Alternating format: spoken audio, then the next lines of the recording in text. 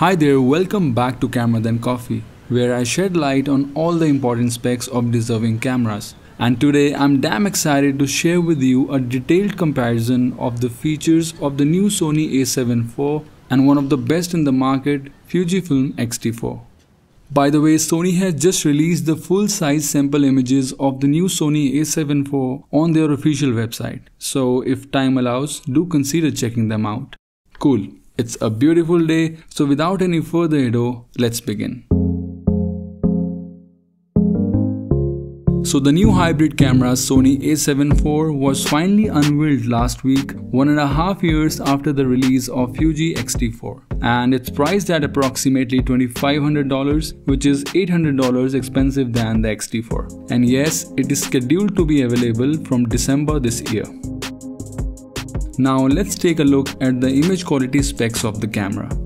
So as Sony A7 IV houses a newly developed 33 megapixel full frame CMOS sensor, we will experience a slight uptick in details and low light performance as compared to XT4, which is already well known for its image quality. What makes the images even better on these cameras are the various picture profiles, especially the S-Cineton on A7 IV and Eterna on XT4. In addition, the A7 IV also has a soft skin effect which will beautify the overall look. However, XT4 also has a clarity settings, grain effect and color chrome effect, which do play an important role when it's about beautifying the images. And finally, both the cameras can deliver images in RAW as well as JPEG format. But XT4 also outputs images in TIFF format, which is mostly used for prints. Moving on, both A7 IV and XT4 are powered by latest image processors which contribute to image quality, autofocus and overall speed in various operations. And together, the new sensor and powerful processor will allow continuous shooting of 10 fps on A7 IV. However, comparatively, XT4 has a higher frequency continuous shooting, a good reason to pick XT4 if you are into photography. But things take a turn when lights get low, because Sony has a much wider ISO range which does make a difference. And speaking of shutter speed, XT4 freezes the fast actions better than A7 IV. Which leads us to talk about the autofocus, which is one of the improved areas in A7 IV. So both the cameras have the promising fast hybrid autofocus with face detection and densely positioned contrast detection AF points. Now here, less numbers doesn't always mean it's bad, so I would suggest you to look at some real tests before buying one. Next up is low light performance. When conditions get tough and light is not in our favor, the XT4 will win the battle, as it claims to focus down to light level of -7 EV. On top of this, both the cameras have eye, face and head detection that ensure that the shots are sharp and in focus. In addition, we also get real-time tracking on both the cameras that works on humans, animals as well as birds. Looking at the dimensions of both the cameras, A7 IV seems to be both bigger and heavier than the XT4. But it's not a drawback in every case, because weight does help in stabilizing the shots. Anyway, good for videographers, both the camera have a 3-inch articulating touchscreen with almost similar display quality. And so is the case with EVF, both the cameras have similar ones.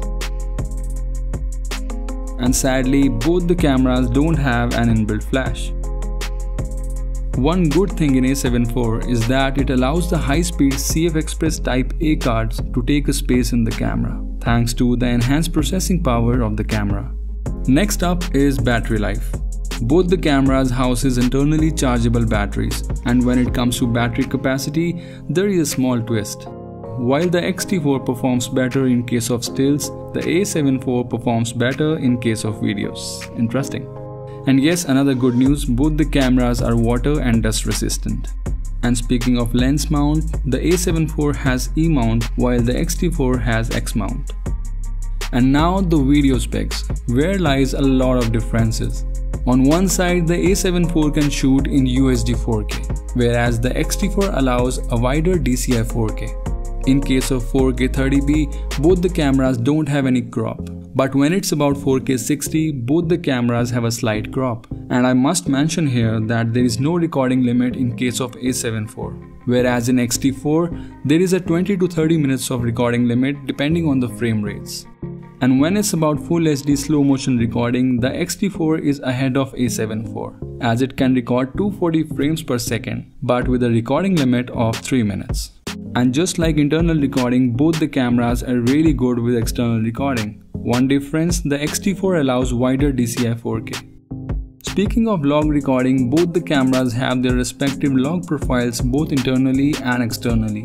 One thing which is really good in A7iv is its 4K and Full HD live streaming. Plus, you also get the benefit of internal recording simultaneously. And one of the most important points for creators, both the cameras have 5-axis in-body image stabilization with sensor shift mechanism, but the one on XT4 has more stops. And last but not the least, the ports. Now there are two differences to notice here. First, the XT4 has a smaller HDMI. And second thing, there is no dedicated headphone port in XT4, but the camera does come with a headphone adapter which can be used through USB-C. Now before I wrap up the video, let me give you a 30-second quick summary that will help you take a fast decision.